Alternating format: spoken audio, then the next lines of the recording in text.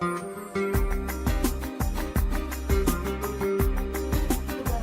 to me is the place where I pray. See family. Learn with rabbis. Hold to my heart. Feel connected to Hashem. In this video, you're going to be seeing our community shuls. Shuls carry the custom of our grandparents from their original country. So enjoy and discover the different shuls that makes our community so special.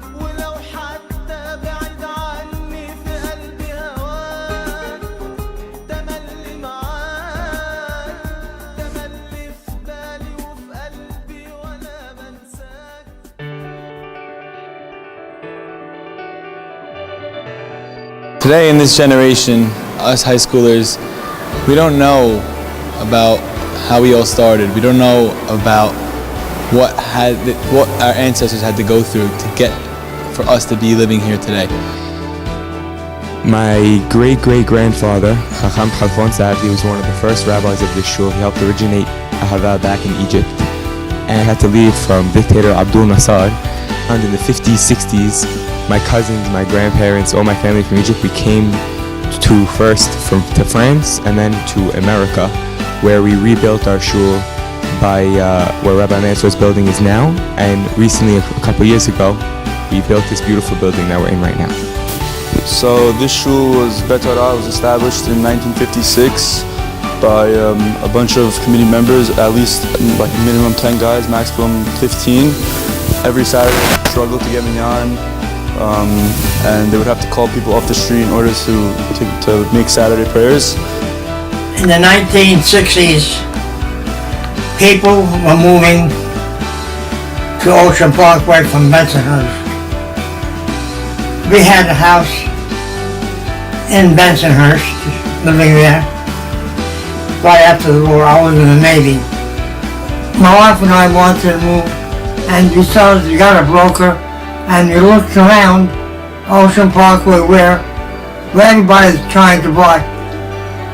Kings Highway, Charlottesville, that area. The broker showed us, and the oil at that time was expensive. He said, look, there's another place you can look at. There's no Syrians there, but take a look. He brought us over to this area. He showed me this house. The way you see it, we fell in love with it. But my wife said, you can't move here. I said, why? She said, there's no synagogue. I said, I'll build a synagogue. She said, if you promise you'll build a synagogue, we'll move here. I promised to her I'd build a synagogue. We're in Haber on Ocean Parkway. We're the only Egyptian synagogue in the community. We started all the way back in the 1900s, all the way from Cairo, and then we moved here. We used to be in a different building on Avenue R, and then we built this shul around 10 years ago. We're here at Heritage Shuls, the heart of our community, on Avenue T and Ocean Parkway. We actually walked in and they happened to be setting up for a wedding tonight, which is one of the many things that Heritage Shuls is used for. My great-grandfather, Rabbi Jacob Cattan, was the rabbi of the shul for many years and led the community until he passed away, and his son, Rabbi Shaul Cattan, took over. Most of these people came from Aleppo, from Damascus, from Syria, and all parts around the world. 1984, people's friend of mine, Albert Jajati and Honey Fox, both of them, who stay his roommate. And we came to Ahiyazar. In Ahiyazar it was all Syrian, no newcomer, no space to stay.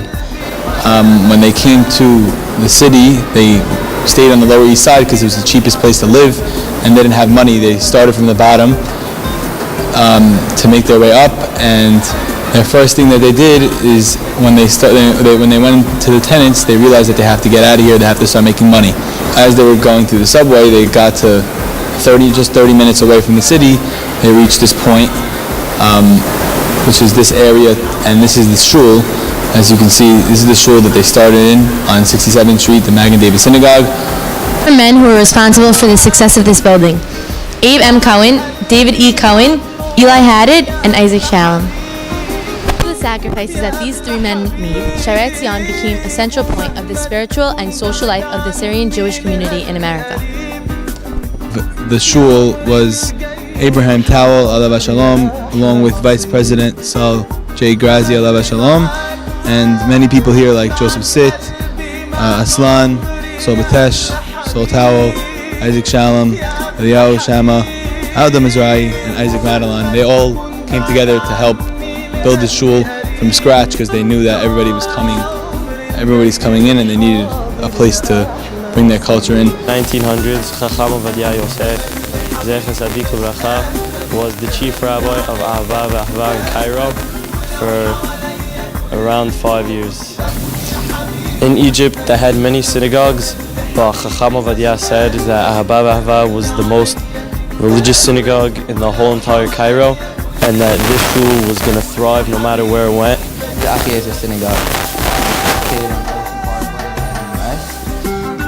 Marco and I usually pray every week here. We sit over there in the front row, and the shul was actually recently renovated about 2 years ago, or a year ago actually, and it was also founded in 1909. The rabbi is Rabbi Shaul Masterton.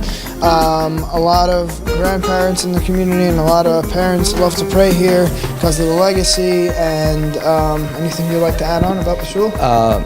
So he's saying about legacy that my family was all built from this shul. My family, I sit right there, right behind me is my grandpa and my father right behind him. All my uncles, my aunts, everyone comes and prays here. This is my family shul, and we love it because of the rabbi. We feel like one big family. Pray here every Shabbat in the shul with a bunch of other Magen David boys. We have a bunch of other minyanim. We have a father-son minyan, a main minyan, first minyan, teen minyan. We cater everybody. We have classes throughout the week with different rabbis from our community, different rabbis from the shul, and all the boys just love coming here to learn in the shul. How did, like, you say you started off few guys, right? Yes. How did you get from those few guys to a humongous shul, one of the biggest ones in the community? They came by himself from. So why did they come to Achiezer and not? Achiezer Damascus, Achiezer Sham.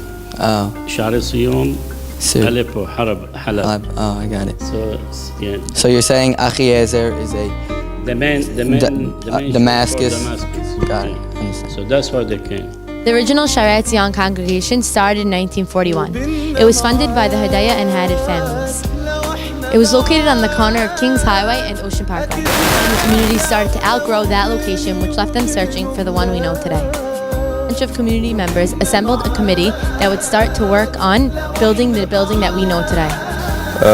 This shul was created by Mr. Richard Foster. He also was responsible for the architecture of the NYU library.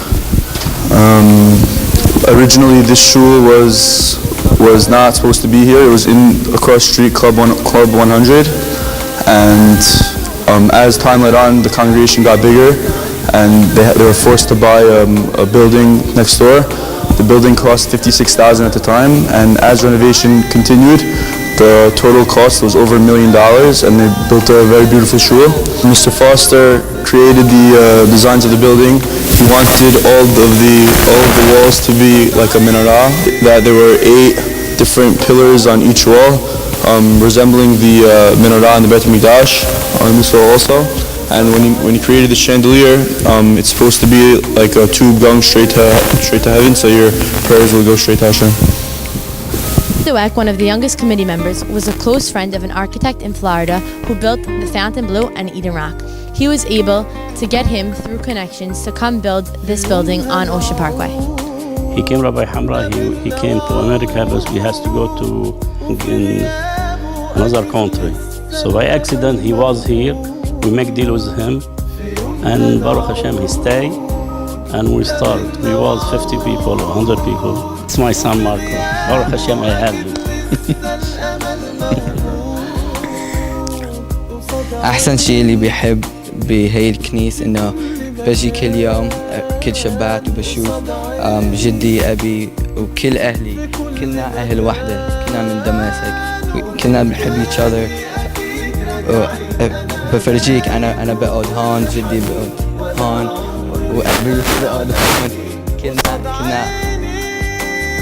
To translate myself, I love coming to the shul because coming here is like pretty much walking into Damascus and seeing how my family felt walking into there. To show, I sit here, my friend David sits right here, my grandpa sits right here, and my father sits right here. We're all one big family coming from Damascus. That's how we feel coming into the shul. Today, we know, even though we moved to like where we live today on Kings Highway and East 2nd, and East 3rd, and all around that area. For that, this was the place to be. This is where they stayed. So we still never forget, and especially Mag and David, we never forget about our ancestors and how they built up their life to become who they are today, as well as when someone passes away, usually this is the place that they have the funerals, just to bring them back, because this is where they started, this is where they grew from, and this is where they're gonna finish off. Just know, I just feel, before I wasn't sure, but no doubt, there's one God, and everything we do is through Him. Everything we do, and everything that's going to happen after, is through Him. قصاد عيني في كل مكان قصاد عيني